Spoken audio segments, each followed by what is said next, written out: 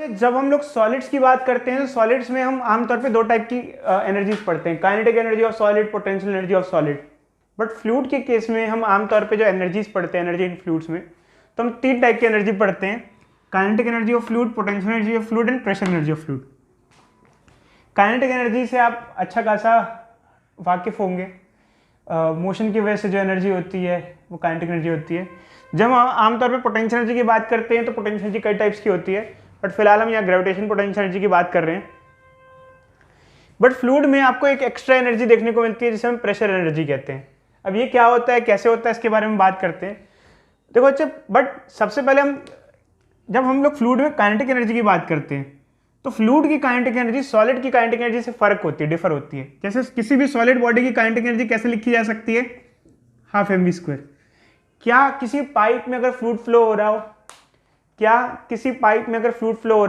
उसकी kinetic energy half mv² लिखी जा सकती है? कोई बच्चा बता सकता है? क्या किसी पाइप में अगर कोई फ्लूइड फ्लो हो रहा हो, क्या उसकी काइनेटिक एनर्जी भी इसी तरीके से निकाली जा सकती है या दिक्कत होगी निकालने में?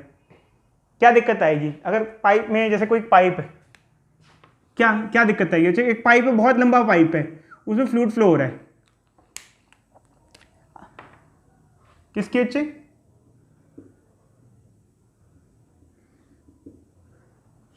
कोई बच्चा और आइडिया देगा, क्या दिक्कत आएगी बताओ? पाइप में फ्लूइड फ्लो हो रहा है, काइनेटिक एनर्जी कैसे निकालेंगे? क्या पूरे फ्लूइड की काइनेटिक एनर्जी निकाली जा सकती है? क्या पूरे फ्लूइड की काइनेटिक एनर्जी निकाली जा सकती है? क्या करें बच्चे, बोलो। देखो, जब आमतौर पे एक कोई बॉल है, जैसे कोई बॉल चल रही है, या बॉल को हमने फेंका, उसकी काइनेटिक एनर्जी हाफ mv² होती है। बॉल एक छोटी सी एंटिटी है, उसका कुछ मास है। अभी पाइप में फ्लूइड है, अब कितना फ्लूइड होगा? इनफाइनाइट। पता है आपको, नॉलेज है? कोई आइडिया नहीं है। इनफाइनाइट, कितना भी फ्लूइड हो सकता है पाइपलाइन में। और पाइपलाइन में जब फ्लूइड फ्लो कर रहा है तो हर पॉइंट पे वेलोसिटी अलग अलग होगी। जैसे इस रीजन में जो फ्लूइड पार्टिकल उनकी वेलोसिटी अलग होगी, इस रीजन में जो फ्लूइड पार्टिकल उनकी वेलोसिटी अलग अलग होगी। तो क्या आप सबके लिए पूरा एक ही फॉर्मूला लगा दोगे हाफ mv²? लग सकता है या नहीं लग सकता है? क्या दिक्कत है बताओ, लगा सकते हैं क्या? पूरे पाइप के लिए हाफ mv² लगाएंगे तो क्या दिक्कत आएगी, बोलो? पूरे पाइप में आपको फ्लूइड का मास मालूम है? देखो अच्छे, बॉल एक छोटी सी एंटिटी होती है, यहां आप हाफ mv² लगा सकते हो क्योंकि वो बॉल इतनी सी है, उसके बारे में आपको पता है, उसका मास पता है। पाइप में कितना फ्लूइड फ्लो कर रहा है हमें कोई नॉलेज नहीं है, कितना क्या किस फ्लूइड की क्या वेलोसिटी है।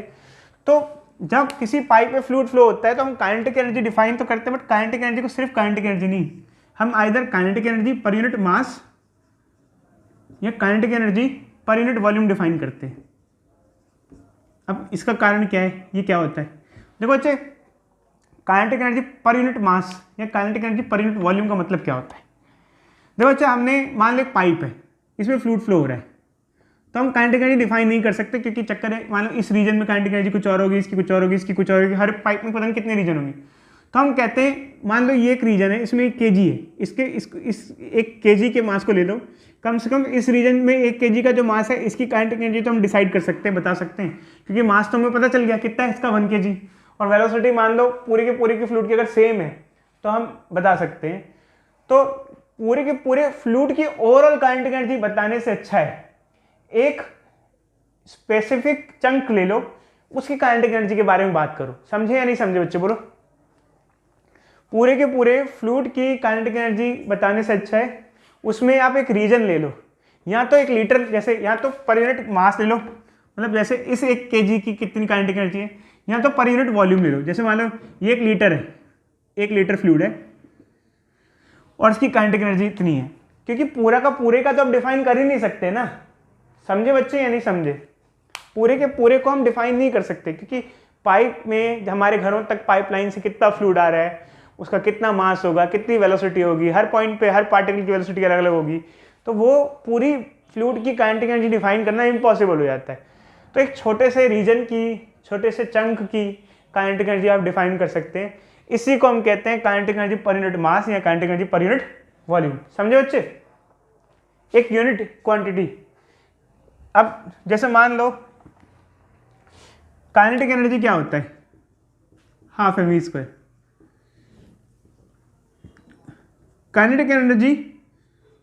पर यूनिट मास क्या होता है? Kinetic energy by mass, half mv² by m, half E square. अब जैसे मान लो kinetic energy per unit mass, जैसे कोई वैल्यू आ गई, इसकी वैल्यू जैसे कैसे यूनिट में आएगी, जैसे 10 जूल पर केजी। क्या मतलब वो बच्चे, जैसे हमने kinetic energy per unit mass define किया, किसी चीज़ की kinetic energy let us take 10 joule per KG आ गई, क्या मतलब हुआ इसका? मतलब जैसे ये मतलब बच्चे जैसे ये एक रीजन है, ये एक रीजन है हमारा, जैसे ये एक रीजन है, ये 1 kg का फ्लूइड है, और इस फ्लूइड की, ये जो 1 kg का फ्लूइड है, इसकी जो काइनेटिक एनर्जी है वो 10 जूल है। क्योंकि पूरे के पूरे फ्लूइड की काइनेटिक एनर्जी आप डिफाइन नहीं कर सकते हो। आप छोटे से 1 kg ले लो, ये 1 kg है, क्या लिखा है बच्चे? 10 joule per KG, 10 joule per KG, समझ रहे हो? यहाँ इस एलिमेंट की इतनी है।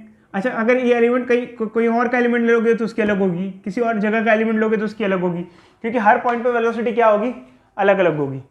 तो यहाँ हमने एक एलिमेंट की डिफाइन कर दी मास के बेसिस पे। ऐसे ही हम kinetic energy per unit volume भी डिफाइन कर सकते हैं। क्या जरूरत पड़ रही है बच्चे, एक सिर्फ रीजन की काइनेटिक एनर्जी क्यों डिफाइन कर रहे हैं? पूरी की क्यों नहीं कर सकते बताओ? वॉल्यूम से डिवाइड कर देंगे यहाँ पे। अगर वॉल्यूम से डिवाइड कर देंगे तो क्या होगा बच्चे बताओ? मास अपॉन वॉल्यूम क्या हो जाएगा? डेंसिटी। मास अपॉन वॉल्यूम क्या होता है? डेंसिटी। तो ये आएगा। तो मैंने आपसे फिर जो क्वेश्चन पूछा था मैं फिर से रिपीट कर रहा हूँ बच्चे, पूरे के पूरे फ्लूइड की काइनेटिक एनर्जी निकालना पॉसिबल है? बोलो, पॉसिबल है या नहीं है?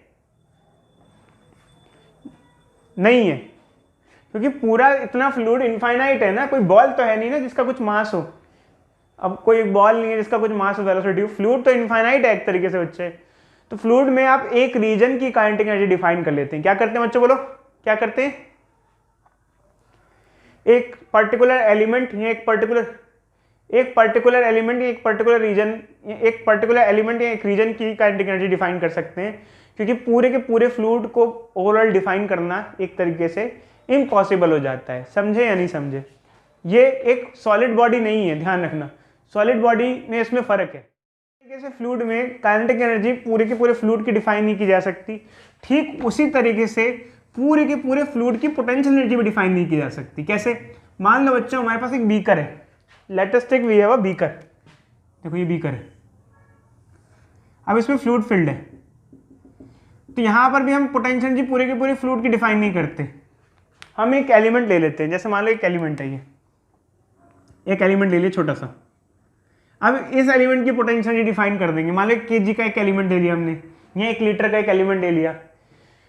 पूरे के पूरे फ्लूइड की पोटेंशियल डिफाइन नहीं करते, हम डिफाइन करते हैं तो पोटेंशियल एनर्जी पर यूनिट मास करते हैं या potential energy per unit volume करते हैं। अब पोटेंशियल एनर्जी पर यूनिट मास क्या हो जाएगा? पोटेंशियल एनर्जी आमतौर पे क्या होती है बच्चे? mgh। अगर उससे मास से डिवाइड करते हैं तो क्या आ जाएगा? gh। और potential energy per unit volume क्या हो जाएगा? mgh by v। Mass upon volume क्या होता है? डेंसिटी। तो ये बच्चे potential energy per unit volume rho G H आया, तो ठीक है बच्चे, जो भी फॉर्मूला आता है हमारे पास फॉर्मूला है, बस ध्यान रखना। तो ये हमारे पास फॉर्मूला आ जाता है, क्योंकि पूरे के पूरे फ्लूइड की पोटेंशियल एनर्जी हम डिफाइन नहीं कर सकते, हम एक रीजन की ही पोटेंशियल एनर्जी डिफाइन करते हैं।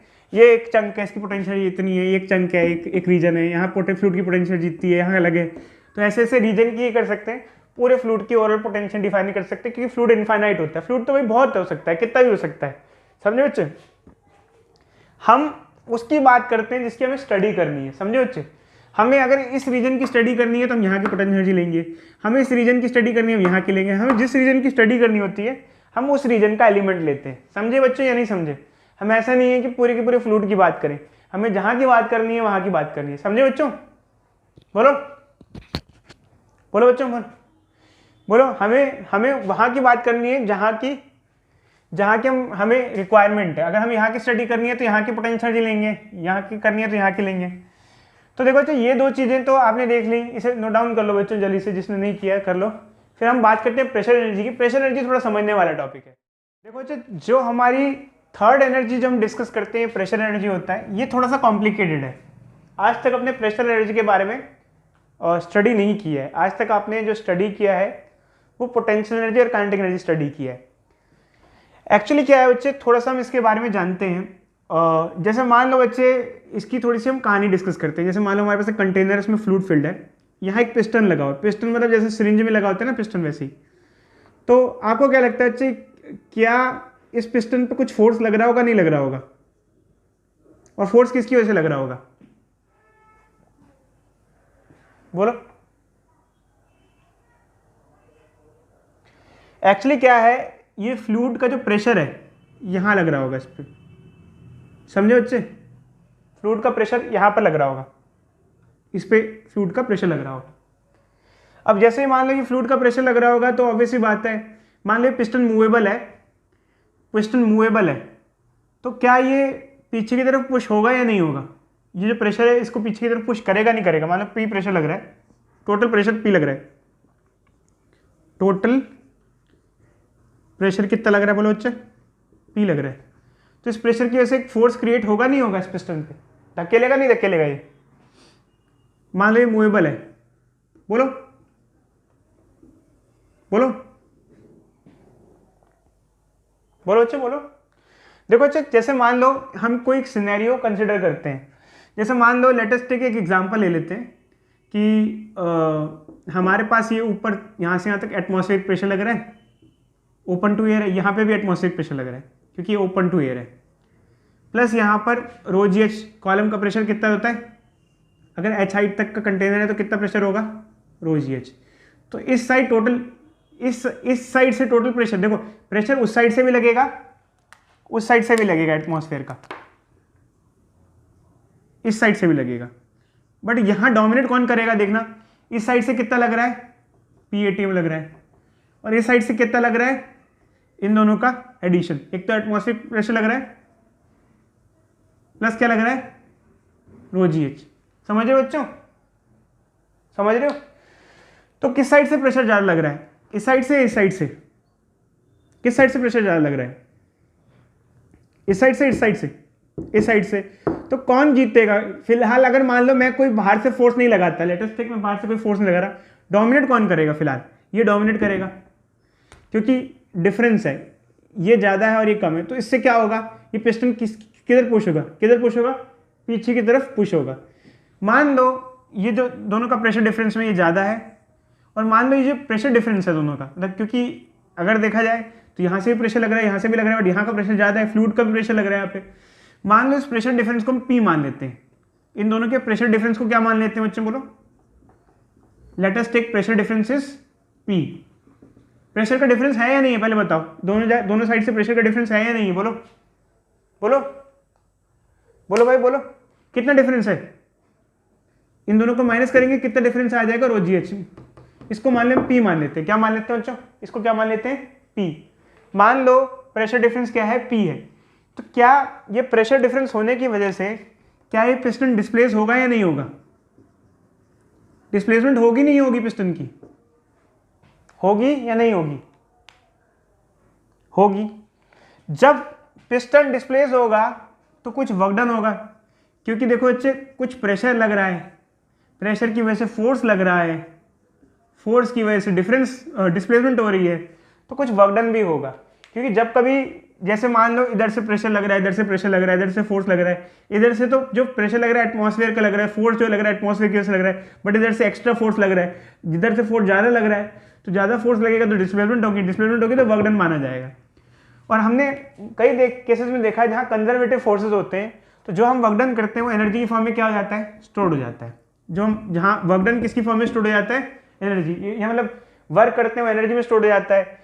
या फिर अगर इन दोनों में इंटर कन्वर्जन होता है, तो यहाँ पर जो प्रेशर वर्क करेगा उसकी वजह से, जो प्रेशर वर्क करेगा यहाँ पर, जो प्रेशर डिफरेंस होगा इसकी वजह से यहाँ पे वर्क डन होगा इस प्रोसेस में। तो इस बात में कोई डाउट है बच्चों? ये पहले बताओ मुझे। मान लेते हैं बच्चे कि हम इधर से अगर प्रेशर डोमिनेट कर रहा था, प्रेशर डोमिनेट करता है आमतौर पे, ये वर्क डन होता है। अगर हम कोई और सिनेरियो मान लें, एक सिनेरियो ऐसा मान लेते हैं कि मान लो एक फ्लूइड है हमारा,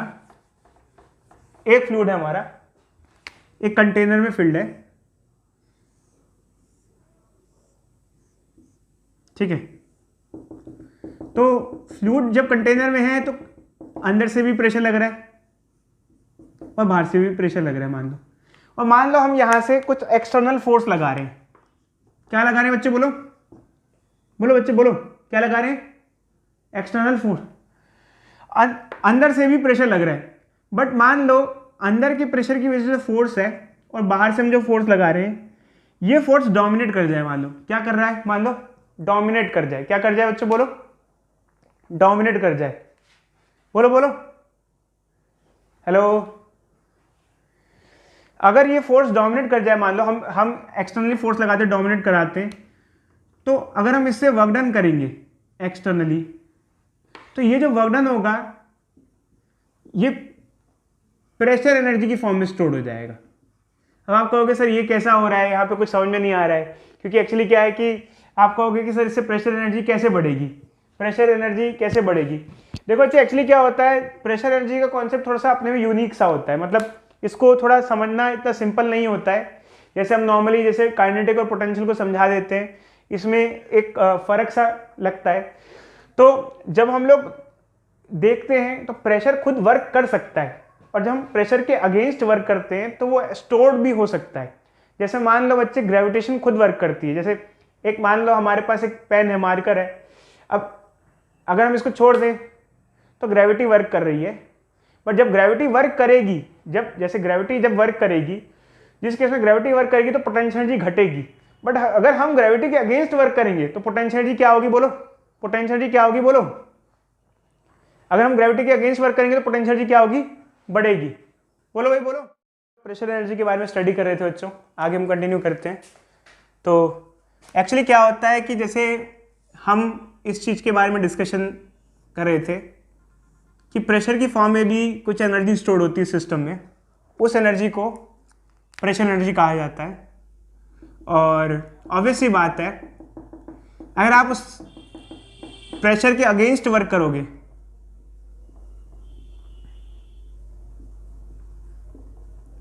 तो वो एनर्जी इंक्रीज हो जाएगी।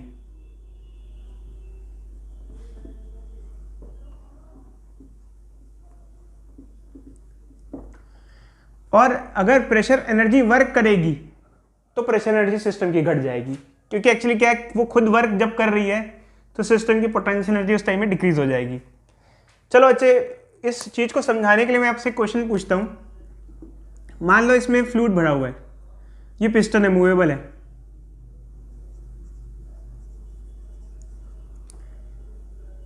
मान लो ये फ्री टू मूव है, फ्री टू मूव, क्या होगा बच्चे बताना। हमने इसको छोड़ दिया, क्या होगा, क्या बताना।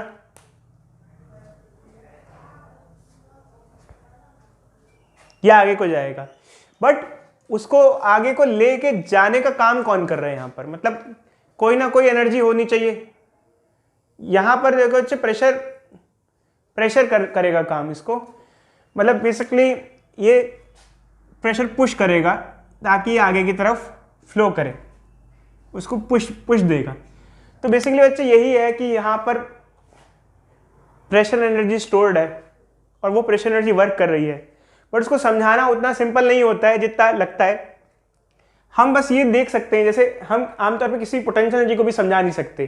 जैसे मान लो ये मार्कर है, इसकी कुछ हाइट है तो हम कहते हैं इसकी कुछ पोटेंशियल एनर्जी है, बट इसकी एनर्जी दिखती तब है जब आप इस मार्कर को छोड़ोगे। जैसे ही छोड़ोगे क्या होगा बताओ। अभी मैं कहूँ ये इसकी कुछ पोटेंशियल एनर्जी, कोई बच्चा मानेगा नहीं, कोई बच्चा कहेगा सर ऐसे कैसे मान ले, बट मैं उसको कैसे मनवा सकता हूँ, जैसे मैं इसको छोड़ूंगा तो इसकी स्पीड बढ़ेगी, तो इसे ये काइनेटिक एनर्जी गेन कर रहा है। देखो ये काइनेटिक एनर्जी देखी जा सकती है एक्चुअल में, बट प्रेशर एनर्जी और पोटेंशियल एनर्जी आंखों से आप डायरेक्ट देख नहीं सकते, उस तरीके से नहीं देख सकते हो।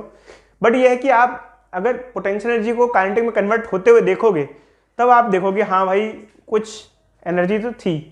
जैसे मान लो मार्कर को हमने छोड़ दिया तो मार्कर नीचे आ रहा है तो काइनेटिक एनर्जी गेन कर रहा है, तो काइनेटिक एनर्जी वो गेन कर रहा है तो किसी न किसी बिहाफ पे तो कर ही रहा होगा, तब हम मान के चलते हैं हाँ भाई हाइट की वजह से क्या है, पोटेंशियल एनर्जी स्टोर्ड है। समझे या नहीं समझे बात।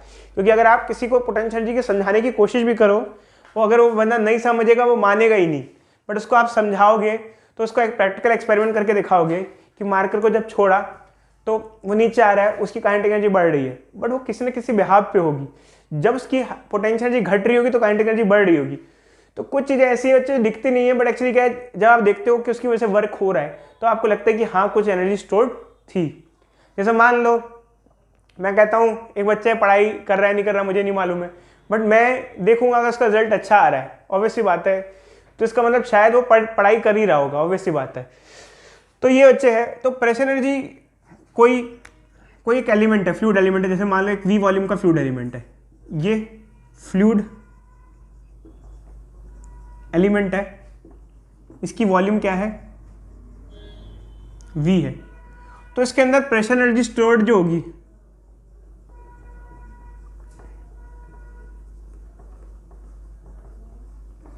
वो होगी पीवी, पी इस पे लगने वाला प्रेशर और वी इसकी वॉल्यूम, ये इसके अंदर स्टोर्ड प्रेशर एनर्जी बोली जाती है।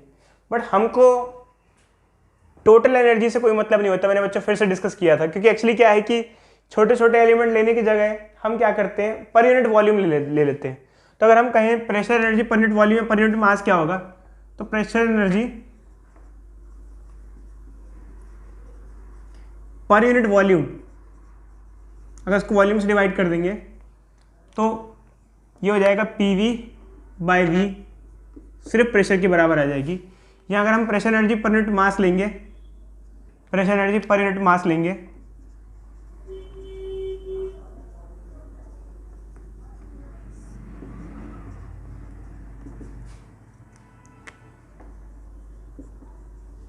देखो डेंसिटी होता है मास बाय वॉल्यूम, अगर इसको रेसिप्रोकल कर दो तो वॉल्यूम बाय मास क्या हो जाएगा, 1 बाय डेंसिटी। तो वॉल्यूम बाय मास की जगह हम लिख सकते हैं 1 by density, pressure by density. तो ये हमारे पास pressure energy per unit mass आ जाएगा। क्योंकि हम फ्लूइड के केस में कोई एलिमेंट लेने के बजाय हम लोग पर यूनिट मास या पर यूनिट वॉल्यूम डिफाइन कर लेते हैं, मतलब ओवरऑल वैल्यू नहीं ले सकते हम लोग फ्लूइड में, तो हम लोग पर यूनिट मास या पर यूनिट वॉल्यूम की फॉर्म में ही इसको डिफाइन करते हैं। तो ये हमारी तीसरी टाइप की एनर्जी है बच्चों।